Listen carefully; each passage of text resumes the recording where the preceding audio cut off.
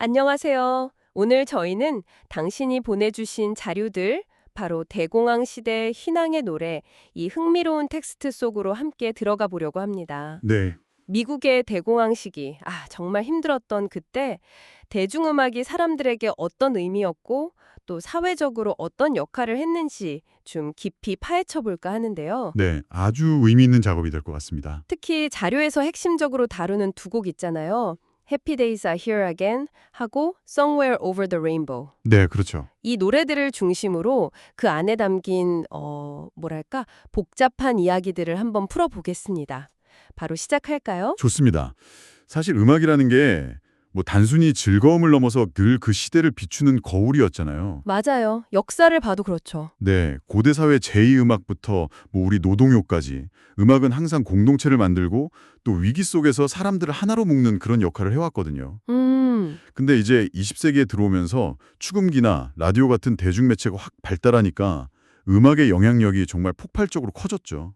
기술의 발전이 또 중요했군요. 네, 특히 대공황처럼 정말 전례 없는 위기 상황에서는 대중음악이 사람들의 불안감, 또 동시에 희망, 이런 걸 담아내는 아주 핵심적인 매개체가 된 겁니다. 1929년 주식시장 붕괴로 시작된 대공황. 정말 미국 사회를 뭐랄까 뿌리채 흔들었죠. 네, 맞습니다. 당신 자료에도 나오지만 GDP가 30%나 급감하고 실업률은 25%까지 치솟았다고요. 4명 중 1명이. 와. 상상하기 힘든 숫자죠. 네. 아메리칸 드림이라는 게 그냥 산산조각 난 거죠. 사람들이 깊은 절망에 빠졌고요. 죠? 네, 맞습니다. 자, 그럼 첫 번째 곡부터 좀 자세히 들여다볼까요? 당신 자료에서 처음 주목하는 곡 Happy Days Are Here Again. 네, 책 옐런과 밀턴 에이저. 1929년에 만들었다고 나오는데 원래는 영화 Chasing Rainbow의 삽입곡이었다고요? 네, 맞아요. 시작은 영화 음악이었죠. 슬픈 나날은 가고 고통스러운 시절도 물러가라. 가사만 들어도 굉장히 밝고 희망찬데요. 네, 아주 직설적으로 긍정적이죠. 그런데 이 곡의 운명이 1932년 민주당 전당대회에서 완전히 바뀌게 됩니다. 정치와 연결되는군요. 네, 프랭클린 D. 루스벨트 후보 캠프에서요. 연설 직전에 분위기를 좀 띄우려고 즉석에서 이 노래를 틀었는데 이게 그야말로 대박이 난 거예요. 정말요? 즉석에서 틀었는데. 네, 당시가 암울했던 분위기랑 너무나 대조되는 이 힘찬 멜로디 그리고 긍정적인 메시지가 대중들의 마음을 확 사로잡은 거죠. 와. 그래서 이게 루스벨트 당선에 크게 기여를 했다고 평가받고요. 자료에서 또 흥미롭게 지적하는 게 기존 대중가요가 이렇게 정치 캠페인에 본격적으로 또 성공적으로 사용된 거의 첫 사례라는 점이에요. 그럼 이게 이후에 민주당의 뭐랄까 비공식적인 주제가처럼 여겨지게 된 거군요. 네, 그렇습니다. 오랫동안 그렇게 쓰였죠. 그런데 이 노래가 당시에 행복한 시절로 사람들한테 더 즉각적으로 와닿았던 또 다른 이유가 있다고요. 당신 자료에서 강조하는 부분인데 네네. 바로 금주법 폐지와 관련이 깊다고요. 이건 좀 자세히 설명해 주시죠. 이거 아주 중요한 포인트입니다. 1920년부터 시행된 금주법. 아시다시피 술의 제조, 판매, 운반을 다 금지했잖아요. 네, 했었죠. 사회 정화라는 명분이 있었지만 실제로는 알카포네 같은 마피아 조직만 키워주고 밀주 유통 같은 부작용이 엄청났거든요. 그렇죠. 오히려 역효과가 컸죠. 네. 그런데 누스벤트가 당선되고 나서 수정헌법 제21조를 통해서 이 금주법을 폐지합니다.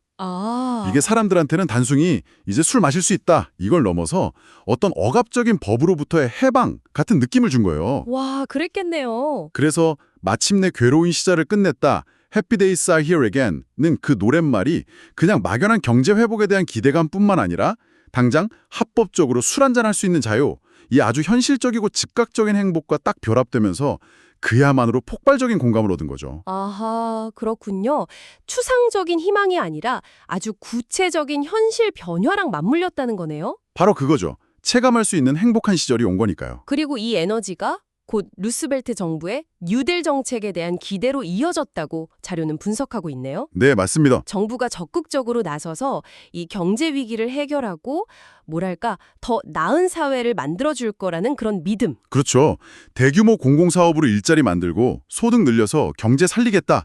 이런 약속이었으니까요. 네. 케인스주의 경제학에 기반해서 정부 지출을 늘려서 수요를 창출하고 그 승수 효과를 노린 거죠. 근데 그 경제적 효과에 대해서는 사실 오늘날까지도 논쟁이 많다고요. 자료에서도 좀 다루고 있던데요. 네, 맞아요. 아주 뜨거운 논쟁거리죠. 긍정적인 측면을 보면 실업자 수가 1937년까지 절반 가까이 줄었다는 점.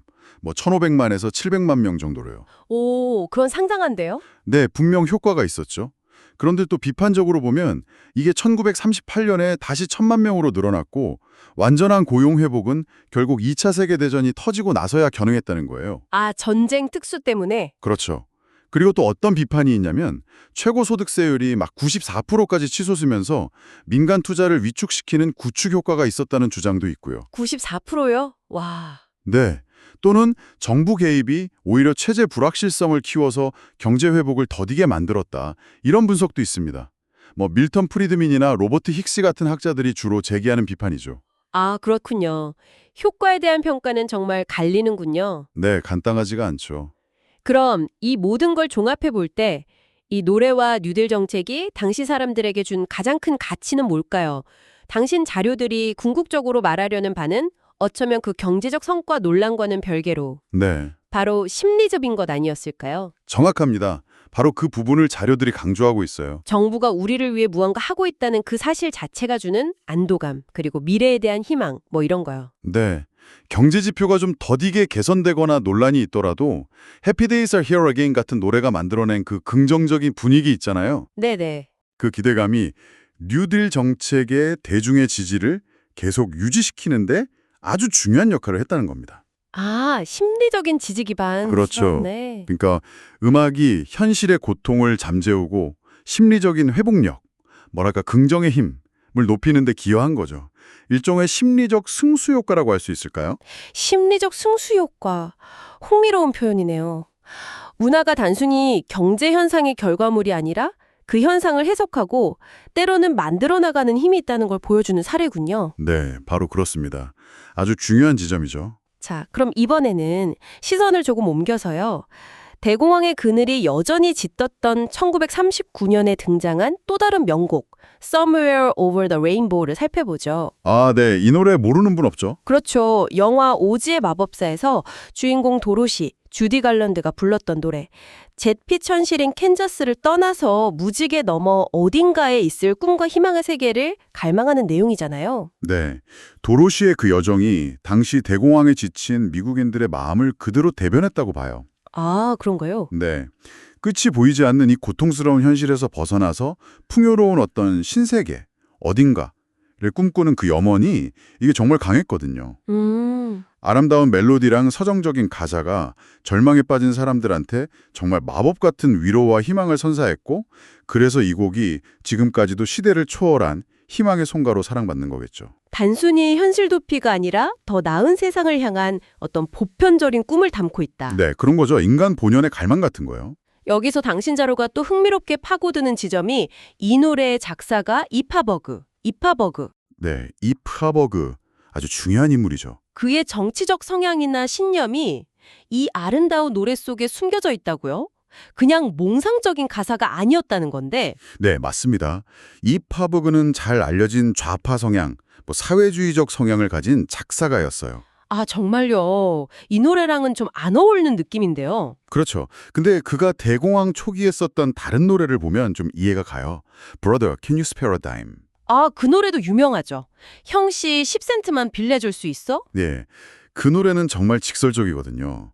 전쟁 영웅이었던 사람이 실업자가 돼서 길거리에서 구걸하는 현실을 고발하면서 시스템의 모순을 아주 강하게 비판해요. 와, 그랬군요. 그런데 Somewhere Over the Rainbow에서는 그런 직접적인 비판 대신에 무지개 넘어, 꿈이랑 좀 더 보편적이고 은유적인 언어를 사용했죠.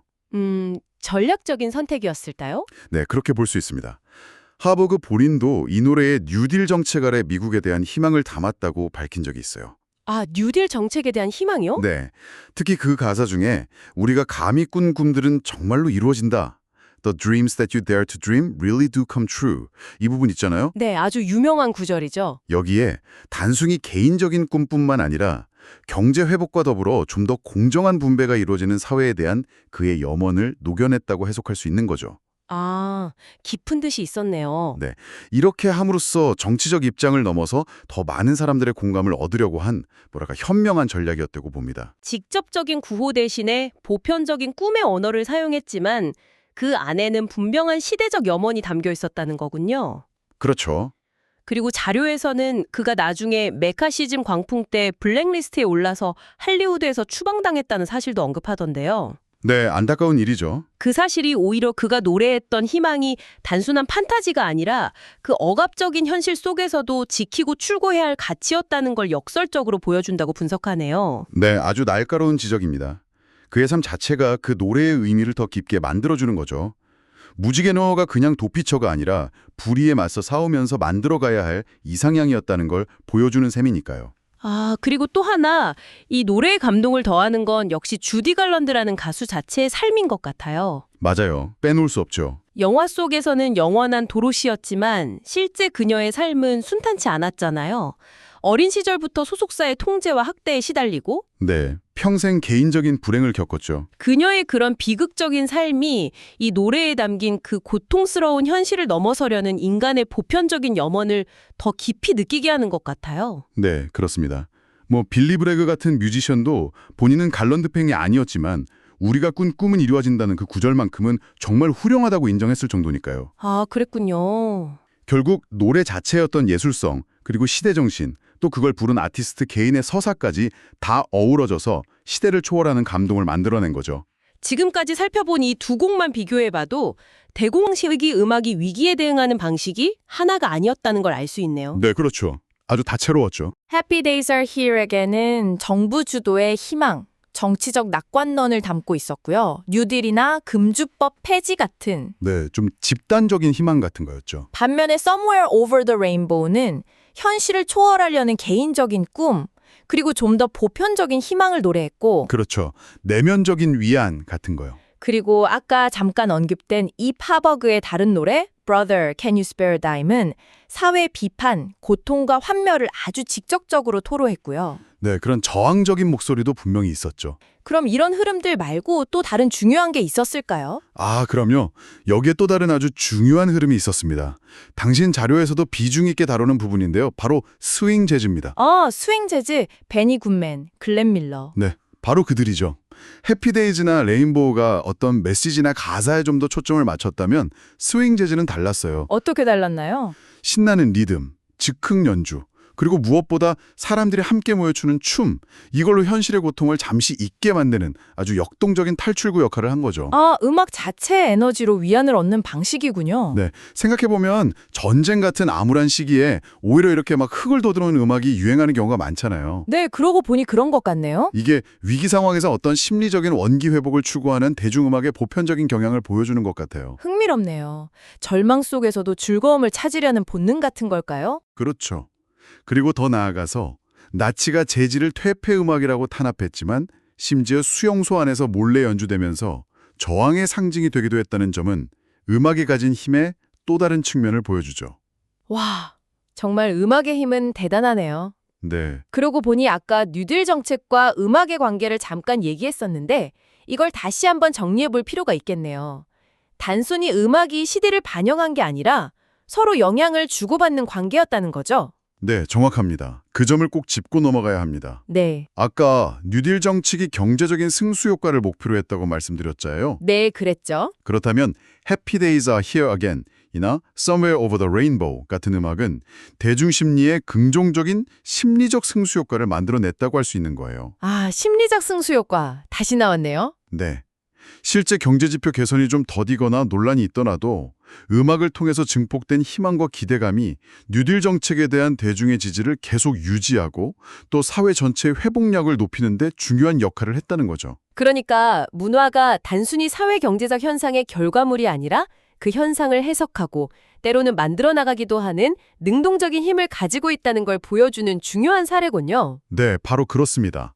대공황 시대의 음악은 그 점을 아주 잘 보여주고 있죠. 오늘 저희는 당신의 자료들을 통해서 대공황이라는 정말 혹독했던 시기를 헤쳐나간 미국인들 곁에 있었던 음악들을 쭉 살펴봤습니다. 네, 의미 있는 시간이었습니다. 정치적인 희망을 노래하기도 하고 Happy Days Are Here Again, 또 개인적인 꿈과 위안을 속삭이기도 했죠. Somewhere Over the Rainbow. 네, 때로는 현실의 고통을 아주 직설적으로 드러내기도 했고요. Brother, Can You Spare a Dime? 그렇죠. 분노의 목소리도 있었고요. 그리고 또 신나는 리듬으로 잠시나마 시름을 잊게 해주기도 했습니다. 스윙 재즈. 네, 다양한 얼굴을 가지고 있었죠. 이처럼 대공황기 팝 음악은 단순한 엔터테인먼트를 넘어서 시대의 복잡한 얼굴, 그 감정들을 담아낸 살아있는 역사였습니다. 네. 그리고 대공황기 음악이 보여준 중요한 점 중 하나는 좀 역설적일 수도 있는데 어려운 시기일수록 오히려 밝고 긍정적인 에너지를 가진 음악이 사람들에게 더 큰 힘을 준다는 거예요. 아, 그렇군요. 스윙 재즈의 열풍처럼요. 네, 바로 그거죠. 음악은 인간의 어떤 회복 탄력성을 자극하고 미래를 향한 의지를 다지게 하는 아주 중요한 역할을 합니다. 물론 뭐 시대를 진단하고 위로하고 때로는 선전의 도구가 되기도 하는 그런 다층적인 힘을 가지고 있지만요. 개복 대공황 시대의 음악은 위기의 증상이면서 동시에 그 위기를 극복하려는 노력의 일부였다. 이렇게 볼 수 있겠네요. 네, 아주 적절한 정리입니다. 불확실한 경제 현실 속에서 희망이라는 아주 강력한 심리적 자원을 제공하면서 시대를 헤쳐나갈 힘을 주었던 것이죠. 네, 맞습니다. 자, 그럼 마지막으로 당신에게 이런 질문을 한번 던져보고 싶습니다. 네, 어떤 질문인가요? 오늘 우리가 당신의 자료들을 통해 살펴본 이러한 음악의 힘, 그러니까 시대를 위로하고 때로는 변화를 이끌어내는 그 힘이 오늘날 우리가 겪는 다양한 사회적, 경제적 어려움 속에서는 과연 어떻게 발현되고 있을까요? 지금 우리 시대의 음악은 어떤 역할을 하고 있느냐? 네. 지금 당신의 시대 정신을 담고 있다고 느끼는 노래, 혹은 당신의 마음을 움직이는 그런 노래는 무엇인가요? 와, 생각할 거리를 던져주시네요. 한 번쯤 생각해 보시는 것도 흥미로울 것 같습니다. 오늘 저희의 심층 분석은 여기까지입니다. 네, 함께 해주셔서 감사합니다.